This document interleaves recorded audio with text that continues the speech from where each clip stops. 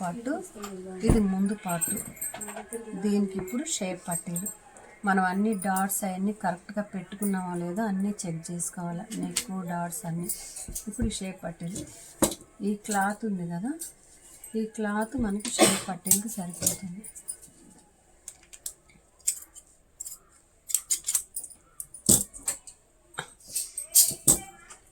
మనకి చుట్టుకొలత ఎంత వచ్చిందో ఇక్కడ పెట్టేసుకొని, మన చుట్టుకొలత ఎంత 9 కదా, ఆ 9 ఇంకొంచెం అంటే మాకు సరిపోద్దో లేదంటే ఒక 1/4 ఇంచ్ అలా గుర్తు పెట్టేసుకోవాలి.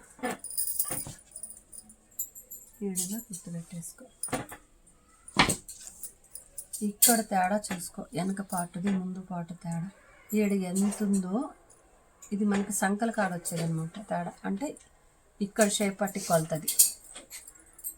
ఈడ ఎంత వచ్చిందో దానికంటే 1/4 ఇంచ్ ఎక్స్ట్రా, కొంచెం తక్కువ 2 వచ్చింది కదా, ఆ కొంచెం కూడా తీసేస్తాం 2, ఆ కొంచెం కూడా ఇలా కట్ చేసేస్తాం.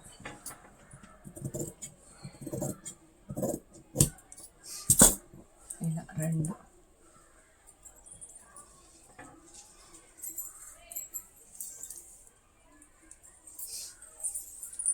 2 వస్తే 2 ముక్కలు దాకా పెట్టుకోవాలమ్మా. ఇక్కడ గుర్తు ఓకేనా, 2 ముక్కలు దాకా పెట్టుకోవాలి. ఆ తర్వాత 7 బుక్సులు పట్టి సైడ్ ఎంత ఉందో చూసుకొని దీనికంటే 1/4 ఇంచ్ ఎక్స్ట్రా పెట్టుకోవాలి. ఈడ 2 ఉంది, 2 ముక్కలు ఈ సైడ్ పెట్టుకుని.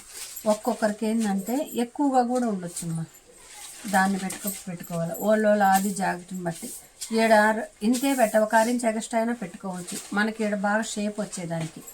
ఇదనుకో కొంచెం ఎక్కువైనా పెట్టుకోవచ్చు, చిన్నది కాబట్టి ఇట్లా షేప్ వస్తుంది అప్పుడు మనకి.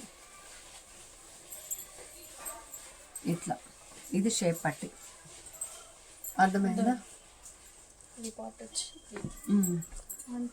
జాయింట్లు వేసే కాడ ఇది ఏం పనిలా